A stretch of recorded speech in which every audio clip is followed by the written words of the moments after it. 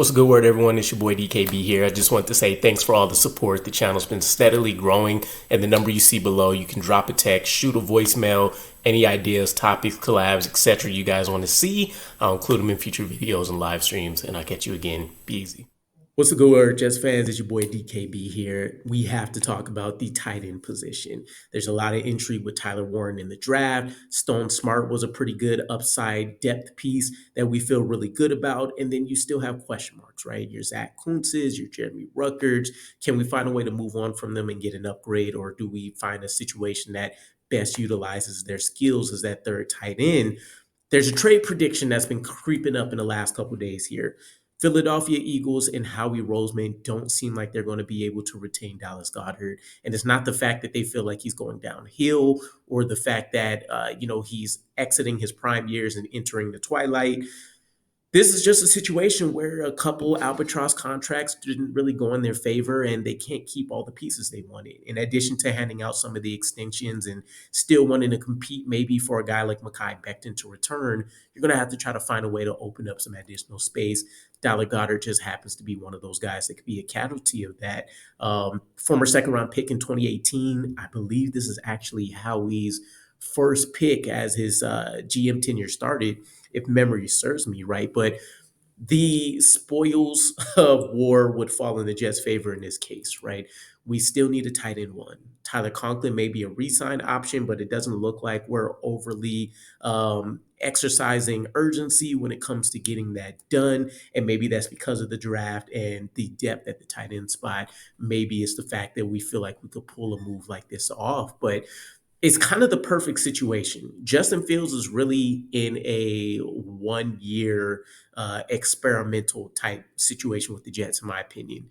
Between the 2026 draft coming up and that crop of quarterbacks, and then, of course, just the nature of how we structured that contract, we're not necessarily tied to needing to keep him for 2 years, but give him as few excuses as possible, right? I think the concern here is that the weapons aren't as deep as they're going to need to be. It's going to be Garrett Wilson, Brees Hall, and then who's next up, right? And Alan Lazard, if we somehow decide to keep him, a Jeremy Ruckert, who's still not shown anything. In fact, Stone Smart, the UDFA that we brought over, I'm pretty certain has better receiving stats than him. And he's been in a worse off situation, right? So you want to shore up that position. And the New York Jets, if they play their card right, could actually walk away with, on paper, one of the best tight end rooms in the NFL in some kind of combination of someone like Dallas Goedert, a Tyler Warren, and a Jeremy Ruckert or a Stone Smart or whatever that ends up looking like, right? And I think we do have two excellent tight end type coaches in the building that should really be able to help us thrive in this facet. But why Dallas Goedert? Michael Myers Mayers is a guy that I know brings plenty of intrigue as well. He's only 23. I don't know if it's the same value. I would say lean towards Meyer, right? I think Goddard still is the better tight end at this point in time, but you go with the upside, you go with the more reasonable contract and all that kind of stuff. But we don't have Michael Meyer rumors like that. We have Dallas Goedert. So he's solid in the receiving game. And in fact, I would go out on a limb and say he's actually elite in certain situations when it calls for it. And I think generally he shines brightest when the games matter most, right? But excellent in the receiving game, excellent in the blocking game. If you're still a fan of PFF grades and stuff, from a combination factor standpoint of receiving and blocking, he tends to fall just under the guys that we've known to be at the top ranks in Mark Andrews, George Kittle, and Travis Kelce, really since he's been able to step into a starting role for the Eagles. Now, why does this make sense? It's a fourth round pick. We can run back the trade that we made for Hassan Reddick, which would be in this situation, a fourth round pick. Maybe it's in 2025, but it sounds like they're open to 2026 or 2027 as well, according to Josina Anderson here. And there's going to be some more talking points. She goes on to mention, however, a lower pick and more of a salary adjustment is needed for some teams to continue conversations. And I don't know if the Jets are in on part of these conversations, but they would be smart to at least kick the tires around and see what's happening here. Yes, he's 30 years old, again, exiting his prime, entering his twilight, but um, there's different ways where you can kind of extend his shelf life if you want to put him into more of a blocking capacity, make Tyler Warren more of your tight end one if you go that route, or if you do want to make him the primary receiving threat, but then you're utilizing someone like a Jeremy Ruckert or a Tyler Warren or whoever else you decide to acquire as more of that blocking component.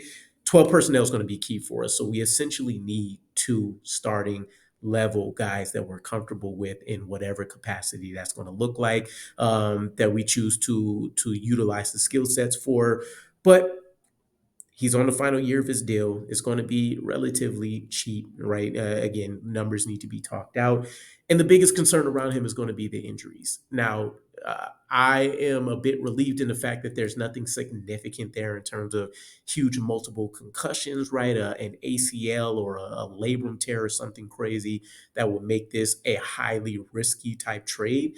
I think you know what you're getting. When Dallas Goedert is on the field, he can be a difference maker. And in fact, in the playoffs, for example, is when you've seen him go out and do just damage left, right, and center to these defenses. And mostly every statute that you can look for and want to care about, he was top three, in many cases, top one or two in terms of tight ends in the playoffs. So I'm comfortable with him. I know from, again, some of the stat watchers, they may not be the most exciting thing, right? He's coming off his second lowest season in his 7-year career since his rookie season. 42 catches, 496 yards, 2 touchdowns. But I would argue that as a whole, this will be a slight upgrade over Tyler Conklin.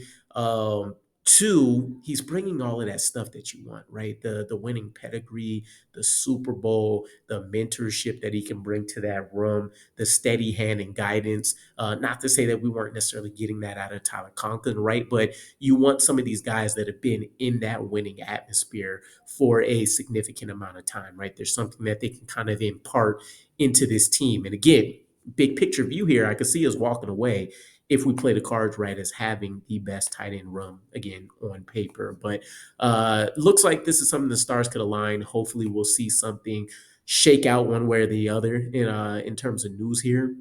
But let me know what you guys think. Would you make this trade? Eagles fans, I know you guys don't want to see him leave the building whatsoever, but if you have any gems to drop, please do. I'll catch you guys again. Appreciate it. Peace.